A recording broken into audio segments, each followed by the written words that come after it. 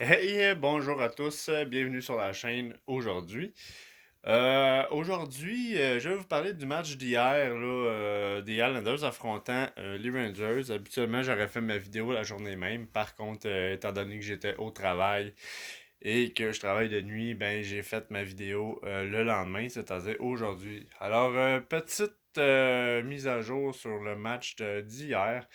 En résumé, on s'est fait remettre la monnaie de notre pièce du premier match dont on affrontait les Rangers et on a fait un blanchissage 4-0. C'est complètement l'effet contraire qui s'est passé au dernier match. Le dernier match, on a perdu 5-0. C'est une défaite très crève-cœur. C'était au caractère de la rivalité, je crois. Et c'est pourquoi je pense qu'on n'a pas été capable de venir dans ce match-là. Autre raison aussi, pendant le warm-up du match, nous avons perdu malheureusement notre gardien numéro un, Varlamov, qui s'est blessé lorsqu'il a reçu un tir au visage ou à la gorge. En tout cas, ça ressemblait pas mal à ça. Et malheureusement, on a perdu notre gardien numéro un dès l'échauffement. Et c'est pourquoi nous avons mis à la place, bien évidemment, Elias Sorokin, qui jouait son premier match en carrière. Euh, 5-0 pour lui, c'est très difficile comme début de carrière dans la Ligue nationale, c'est sûr. Je pense qu'il n'était peut-être pas nécessairement prêt à faire ce match-là. C'est une rencontre inattendue, je crois, pour lui, puisque c'était Varlamov qui était supposé être le gardien partant. Mais les circonstances ont fait qu'il a eu son premier départ hier. Et si je peux résumer la façon dont les joueurs ont joué hier, j'ai trouvé là en résumé qu'il y a eu des punitions un petit peu ridicules, je trouve, qui ont vraiment apporté des avantages à l'équipe. Et si je peux dire aussi, au niveau défensif, je pense que c'est là qu'on a eu le plus de problèmes dans ce match-là. Je peux réaliser également que la perte de Diventes est très énorme et nous l'avons clairement vu dans ce match d'hier là où on a vu vraiment beaucoup de cafouillage en défense. Bien évidemment, Noah Thompson, quelques revirements pour lui. C'est sûr que c'est un nouveau joueur, c'est une recrue encore.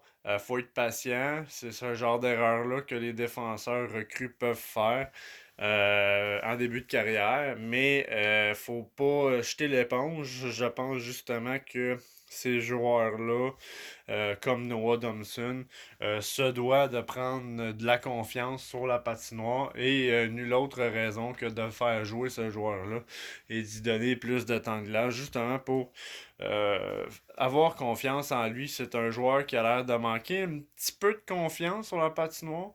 Euh, mais malgré le fait qu'il soit bien encadré, il fait des erreurs et c'est normal. Il faut pas juger trop rapidement le style de jeu de ces jeunes joueurs-là. Au contraire, il faut leur donner le temps de se développer.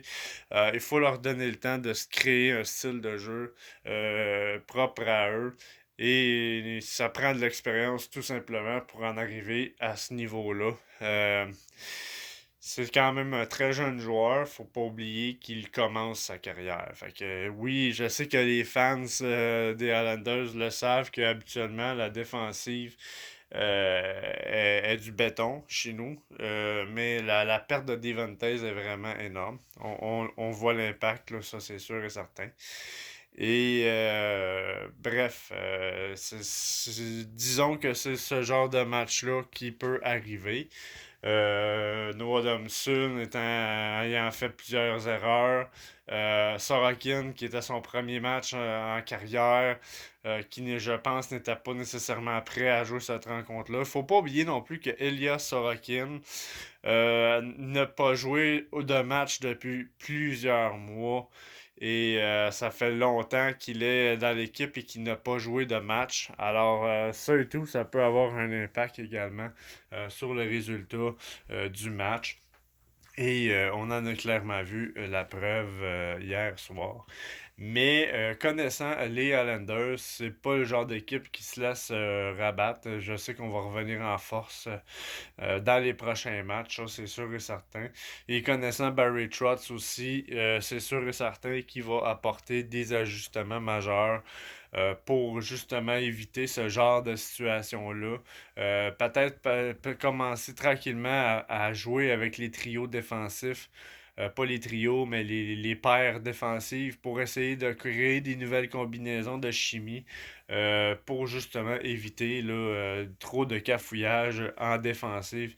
Et malheureusement, ben c'est sûr que lorsque la défensive est défaillante, très difficile c'est pour l'attaque d'avoir une bonne attaque.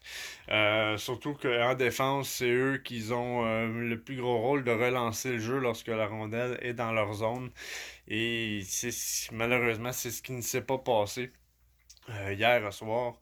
Et c'est sûr que ces défenseurs-là sont habitués de relancer l'attaque et permettre à nos joueurs offensifs justement de bien s'intégrer dans le territoire adverse pour justement essayer de créer des jeux le plus possible. Mais tout compte fait, il y a eu plusieurs revirements qui ont donné aucune possibilité là, à l'attaque de faire quelque chose dans ce match-là. Et c'est l'effet contraire des Highlanders. En fait, ce match-là, je ne reconnaissais pas l'équipe puisque nous sommes réputés pour être une équipe défensive et malheureusement, la défense n'était pas présente dans ce match-là. Mais c'est pas grave. C'est pas grave. C'est le début de saison. C'est des choses qui arrivent. C'est un mauvais départ. C'est un.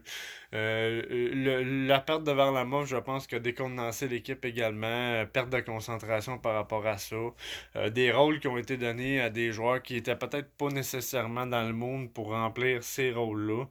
Mais bon, c'est de l'ajustement, c'est une mini reconstruction. On a des nouveaux joueurs en ligne offensive, des nouveaux joueurs en défensive également, un nouveau gardien de but. Tout ça va prendre quand même un certain temps d'ajustement pour se placer. Et bon, bref, c'est ce que j'avais à dire sur le match d'hier. Nous allons revenir en force, j'en suis pas inquiet. Mais pour l'instant, très sceptique de ce que j'ai vu. Mais c'est ça. Du temps, de l'expérience, c'est ça que ça prend à nos jeunes. Faut les développer, faut les encadrer. Faut pas en tenir vigueur de ces erreurs-là. C'est sûr et certain que ces joueurs-là vont en faire et vont en refaire encore. C'est sûr et certain. C'est le manque d'expérience tout simplement. Et quoi de mieux que de prendre l'expérience en ayant du temps de glace. Alors, bref, c'est ce que j'avais à dire sur le match. Pour ceux qui ont aimé ma vidéo, ne vous gênez pas à liker, partager, commenter et vous abonner à ma chaîne. Ça me fait toujours plaisir. Et on va se revoir pour l'analyse du prochain match. Merci et au revoir.